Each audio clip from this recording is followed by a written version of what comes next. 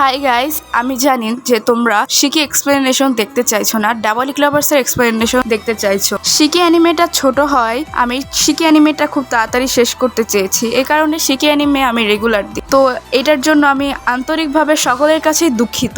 আজ আমরা এক্সপ্লেন করতে চলেছি শিকি অ্যানিমের পার্ট 4 অর্থাৎ লাস্ট পার্ট। তো কথা না বাড়িয়ে মূল ভিডিওতে চলে যাওয়া যাক। এই পার্টের শুরুতেই আমরা দেখতে পাই ডক্টর তোশিওর কাছে চিজুরু এসেছে এবং চিজুরু ডক্টর তোশিওকে কামড়িয়ে দেয় এবং ডক্টর তোশিওকে হিপনোটাইজ করে নেয়। আর চিজুরুর মনে হয় ডক্টর তোশিওকে সে পুরোপুরিভাবে হিপনোটাইজ করে নিয়েছে। ডক্টর তোশিও চিজুরুকে বলে আজ রাতে একটা ফেস্টিভ্যাল অনুষ্ঠিত হবে এই গ্রামে, সেখানে গ্রামের সকলেই থাকবে, সে চাইলে সেখানে জয়েন হতে পারে। তখন চিজুরু অনেক বেশি খুশি হয়ে যায়, কারণ সে অনেকদিন ধরেই এরকম একটা ফেস্টিভ্যালে যেতে চাইছিল আর সে এই সুযোগটা পেয়েও যায়। সেই সুযোগটাকে কোনোভাবে মিস করতে চাইছিল না, তাই সে ডক্টর তোশিওর সঙ্গে যাওয়ার কথা ভাবে।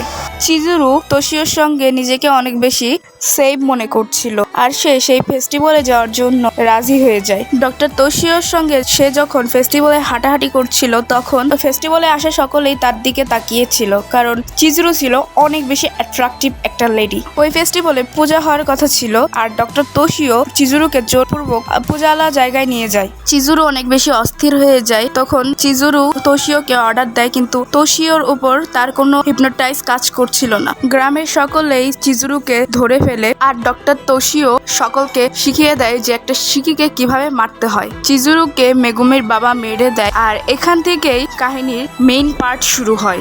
গ্রামবাসীরা দলে বিভক্ত হয়ে দরজায় দরজায় গিয়ে শিকিদের খুঁজতে থাকে এবং যেখানেই শিকিদেরকে দেখছিল তারা সেখানেই সেই শিকিদেরকে মেরে ফেলছিল। অন্যদিকে আমরা দেখতে পাই ডক্টর তোশিওর একটা নার্স ডেথ প্যাড থেকে উঠে এবং সে একটা শিকিতে পরিণত হয়েছিল। তাকে খাওয়ানোর জন্য একটা নার্সকে তার রুমে ছেড়ে দেওয়া হয়, কিন্তু সে খায় না। তখন তরু তাকে জিজ্ঞাসা করে যে সে কেন মানুষকে খাচ্ছে না। উত্তরে সেই নার্সটি বলে কারণ সে না খেয়ে থাকতে পারে আর সে চায় না যে কোনো মানুষকে সে খাক। আর তখন সেই বন্দীকৃত নার্সকে তরু ছেড়ে দেয় আর তরু গিল্টে ভরে যায়। যে নার্সটা শিকি হয়েছিল তার নাম রিৎসুকো। রিৎসুকো তরুকে সামলায়। সিন চলে যায় গ্রামবাসীদের দিকে। সেখানে গ্রামবাসীরা সারা রাত জেগে ভ্যাম্পায়ারদের মারছিল। সারা রাত ভ্যাম্পায়ার হান্টিং করার পর সকাল হতে না হতেই তারা ভ্যাম্পায়ারদের লাশের টিলা বানিয়ে দেয়। দিনের বেলা ভ্যাম্পায়াররা ভ্যানারেবল হয় এবং তাদেরকে মারা আরো অনেক বেশি সহজ কাজ ছিল। গ্রামবাসীরা ডিডিউস করে যে মনে হয় বাকি ভ্যাম্পায়াররা আন্ডারগ্রাউন্ড টানেলের ভিতর রয়েছে আর গ্রামবাসীরা সেখান থেকে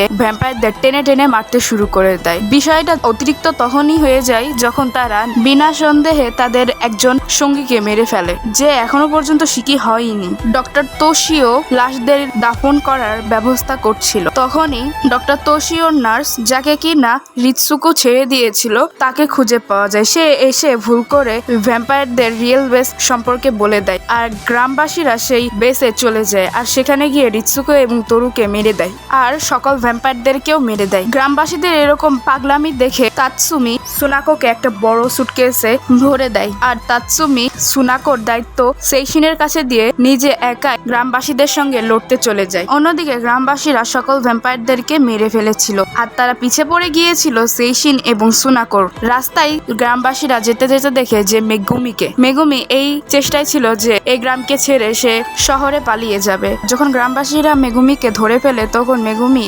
গ্রামবাসীদের কাছে অনেক বেশি অনুরোধ করে, কিন্তু তার কথা কেউ শুনে নেয় এবং তাকে অনেক নির্মমভাবে হত্যা করা হয়। অন্যদিকে নাৎসুনো কাউরি এবং আকিরাকে একটা হসপিটালে নিয়ে গিয়ে অ্যাডমিট করে। তারপর একটা সিনে দেখতে পাই আমরা মোটোকো নিজের মানসিক ভারসাম্য হারিয়ে ফেলেছিল এবং সে নিজ হাতে গ্রামে আগুন ধরিয়ে দেয়। এই আগুন এত বেড়ে গিয়েছিল যে পুরো গ্রামকে পুড়িয়ে দিতে পারত। তারপর সুনাকো পালানোর চেষ্টা করছিল। সুনাকো পালাতে পালাতে একটা শ্রাইনে লুকিয়ে যায়। গ্রামবাসীরা তাকে মেরেই ফেলবে এমন সময় সেইশিন এসে তাকে বাঁচিয়ে নেয়। সেইশিন এখন একটা জিন্ডো ছিল। এখন গ্রামবাসীদের কাছে একটাই অপশন ছিল, সেটা হলো যারা বেঁচে গেছে এবং ঠিকঠাক আছে তারা যেন এই গ্রামকে ছেড়ে চলে যায়। গ্রামকে ছেড়ে যাওয়ার একটাই রাস্তা ছিল, সেই রাস্তাটা যেন সকলে তাড়াতাড়ি করে ব্লক করে। তারপর লাস্ট সিনে আমরা দেখতে পাই একটা লাস্ট ফাইট। সেখানে নাৎসুনো এবং তাৎসুমি লড়াই করছিল। সেখানে এটা রিভিল হয় যে ওই দিন কেন চিজুরুর করা হিপনোটাইজ ডক্টর তোশিওর ওপর কাজ করছিল না, কারণ চিজুরুর আগে নাৎসুনো ডক্টর তোশিওর ব্লাড খেয়েছিল এবং ডক্টর তোশিও নাৎসুনোর হিপনোটাইজে ছিল। এজন্য চিজুরুর করা হিপনোটাইজ ডক্টর তোশিওর উপর কাজ করছিল না। নাৎসুনো ডক্টর তোশিওর ব্লাড খাওয়ায় নাৎসুনো অনেক বেশি শক্তিশালী হয়ে গিয়েছিল। আর নাৎসুনো ফাইটের শেষে তাৎসুমিকে ডাইনামাইট দিয়ে উড়িয়ে দেয় এবং সকল গ্রামবাসীরা সেফলি শহরে পালিয়ে যায়। আর এখানেই এই শিকি অ্যানিমের এন্ড হয়।